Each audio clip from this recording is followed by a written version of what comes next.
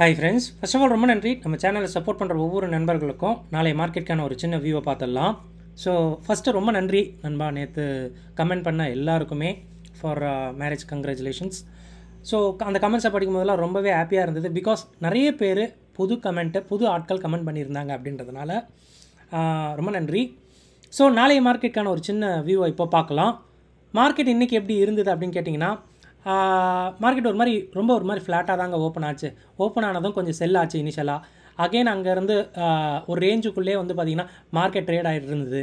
But நேற்றோட ஹையை market வந்து close ஆகலை அப்படின்ற மாதிரி தான் சொல்லணும்.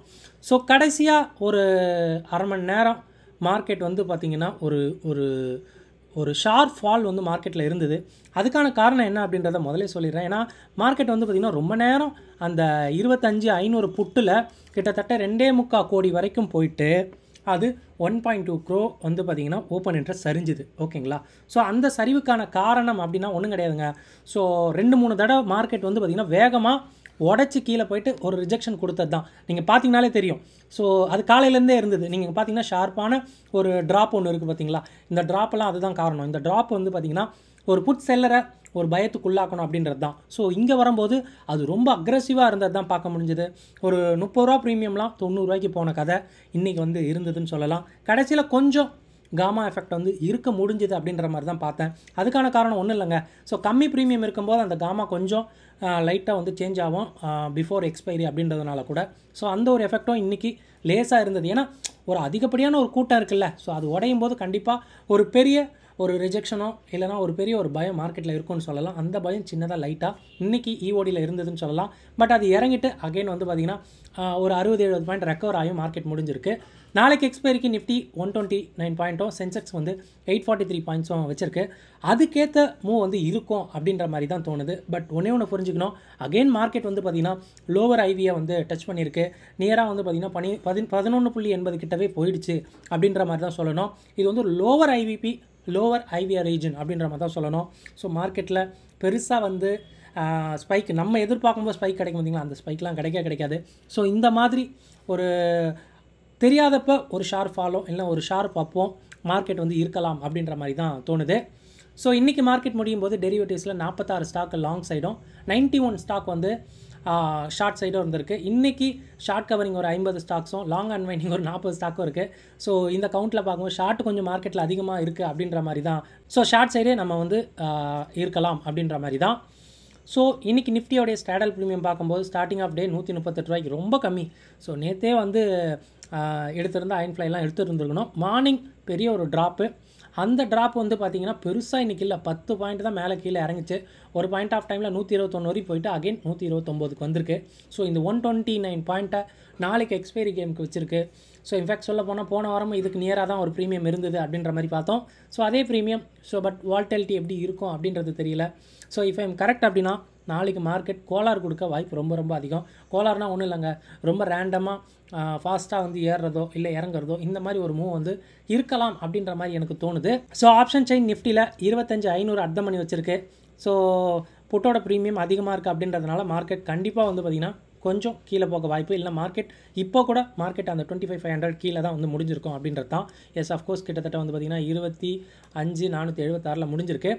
இங்கே நம்ம ஐவியை பார்த்தோம் இல்லை ஸ்கியூவை பார்த்தோம் அப்படின்னா மார்க்கெட் மேலே ஏறினா பெருசாக பயப்படுதுங்க. ஸோ யூஎஸ் மார்க்கெட் இப்போ நல்லா ஏறிக்கிட்டு இருக்கு. கிரிப்டோவும் சரி, ஆல்ட் காயினும் சரி. ஆல்ட் காயின் லாஸ்ட் ஒரு மாதமாக பெருசாக ஏறவே இல்லை. பட் இப்போ 5 மணிக்கு என்ன ஆச்சுன்னு தெரியல, அது பறந்துக்கிட்டு இருக்கு. விச் இஸ் குட் சைன் அப்படின்ற மாதிரி தான் சொல்லணும். ஏன்னா ஆல்ட் காயின்லாம் ஏறுது அப்படின்னா அதெல்லாம் வந்து கொஞ்சம் மார்க்கெட்டில் கொஞ்சம் பூஸ்டான விஷயந்தான் அங்கே. அதனால் யூஎஸ் மார்க்கெட்டும் டெக் ஸ்டாக்ஸும் இன்றைக்கி ஏறிக்கிட்டு இருக்கு. இஃப் ஐம் கரெக்ட் அப்படின்னா நாளைக்கு 25,600 உடச்சா கூட கொஞ்சம் மார்க்கெட் வேகமாக மேலே போக வாய்ப்பு இருக்குது. பட் தெரியலை. ஏன்னா இங்கே 25,500ல் 1,56,00,000 கான்ட்ராக்ட் இருக்குது. இங்கே ஒரு 1 கோடிக்கு மேலே கான்ட்ராக்ட் இருக்குது. ஸோ நியராக வந்து பார்த்திங்கன்னா கால் சைட் கொஞ்சம் ஸ்ட்ராங்காக தான் இருக்குங்க. ஓகேங்களா? பட் பார்க்கலாம். குளோபல் மார்க்கெட்டில் இந்த மாதிரி சப்போர்ட் பண்ணும்போது கண்டிப்பாக காலையில் அவங்க நவுந்துடணும். ஓகேங்களா? அந்த கான்ட்ராக்டெல்லாம் அவங்க கலைச்சிடணும், அன்வைன் பண்ணணும் அப்படின்னா மார்க்கெட் வந்து மேலே போக கொஞ்சம் வழி கிடைக்கும் அப்படின்ற மாதிரி எனக்கு தோணுது. எஸ்எக்ஸ் நிஃப்டி இது வரைக்கும் ஒரு மாதிரி ஒரு 30-35 பாயிண்ட் வந்து க்ரீன்லேயே இருக்குது. பார்க்கலாம் இது என்ன மாதிரி க்ளோஸ் ஆகுது அப்படின்றது. ஸோ அதை வச்சு நாளைக்கு நம்ம மார்க்கெட் எப்படி இருக்குன்றது ஒரு ஐடியா கிடைக்கும். அண்ட் எஃப்ஐடி ஆக்டிவிட்டி லோட் ஆகிடுச்சு இன்றைக்கும். இன்றைக்கும் டிலே சின்னதாக எஃப்ஐ இண்டெக்ஸ் ஃபியூச்சர் செல் பண்ணியிருக்கான், 46 பாயிண்ட் நிஃப்டி இறங்கியிருக்கு. பட் அது 1000 கோடிக்கு நியராக விற்றுருக்கான் அப்படின்னா மார்க்கெட் இறங்கிறதுக்காக தான் விற்றுருக்காங்க அப்படின்றது தான். ஓகேங்களா? ஸோ கொஞ்சம் உஷாராக இருக்கணும். ஏன்னா எஃப்ஐ இண்டெக்ஸ் ஃபியூச்சர்ஸ் செல்லு ஃப்யூச்சரில் அவங்க ஷார்ட்டில் இருக்காங்க, பட் குளோபல் மார்க்கெட் க்ரீனில் இருக்குது. நம்மளை குழப்பறதுக்காக தான் இத்தனையுமே. Let's see. But FI index future sell அப்படின்னா மார்க்கெட் நாலு கேப் அப்பாக இருந்தால் கூட மார்க்கெட் வந்து கொஞ்சம் சரியலாம் அப்படின்ற ஒரு வியூ இந்த ஒரு பாயிண்ட் மூலமாக நம்ம எடுத்துக்கலாம். நண்பா, செக்லிஸ்ட்டில் மொதல் விஷயம், இந்தியா விக்ஸ் இன்றைக்கி ஒரு 2% இறங்கியிருக்கு. அகெயின் லோவர் ஐவி ரீஜனில் மார்க்கெட் வந்து ட்ரேட் ஆகுது. நிஃப்டி ஸ்ட்ராடல் 128 பாயிண்ட்டும் அண்ட் சென்செக்ஸ்க்கு ஸ்ட்ராடல் ஒரு 843 பாயிண்ட்டும் வச்சுருக்கு.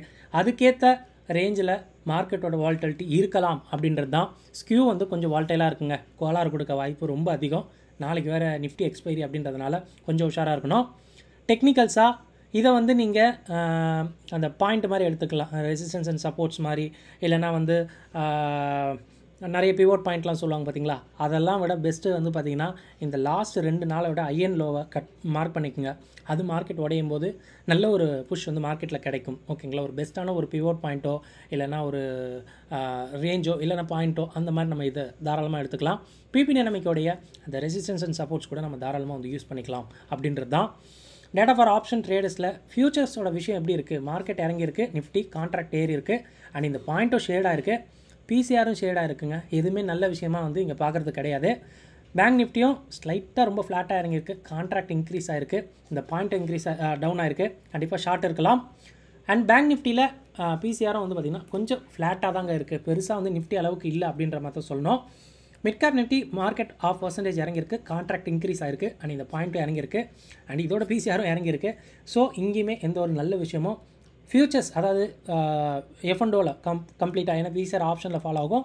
ஸோ ஃபியூச்சர்ஸ் அண்ட் ஆப்ஷன்ஸில் எந்த ஒரு விஷயமும் பெருசாக வந்து க்ரீன் சைனில் இல்லை அப்படின்றது மட்டும் தெரிஞ்சுக்கலாம். குளோபலாக இப்போ யூஎஸ் மார்க்கெட்டும் சரி, யூஎஸ் ஃபியூச்சர்ஸும் க்ரீனில் இருந்துக்கிட்டு இருக்கு.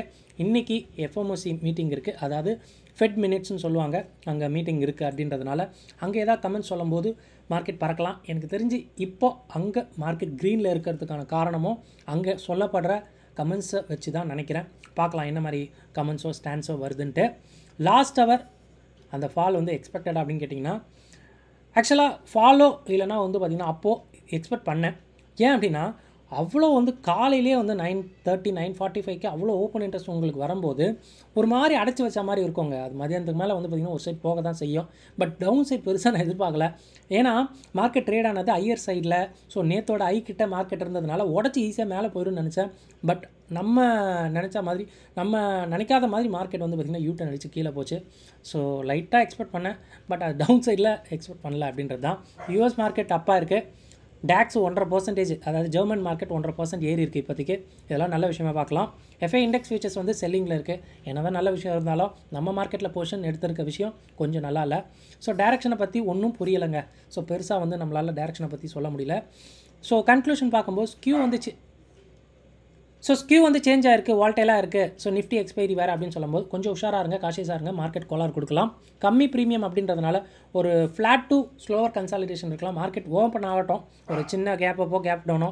ஸோ அதுக்கப்புறம் மார்க்கெட் வந்து பார்த்திங்கன்னா அதுக்கேற்ற மாதிரி கன்சாலிடேஷன் ஆக வாய்ப்பு இருக்குது அப்படின்ற மாதிரி தான் தோணுது. பார்க்கலாம் நண்பா. ஸோ இது எல்லாமே என்னோடய வியூ, ஆல்ரெடி அவைலபிளாக இருக்க டேட்டா தான். உங்கள் ஓன் அனாலிசிஸ்க்கு அப்புறம் உங்கள் ட்ரேட் எடுங்க. இந்த வீடியோ பார்த்ததுக்கு ரொம்ப நன்றி. தேங்க்யூ. ஜெய் ஹிந்த்.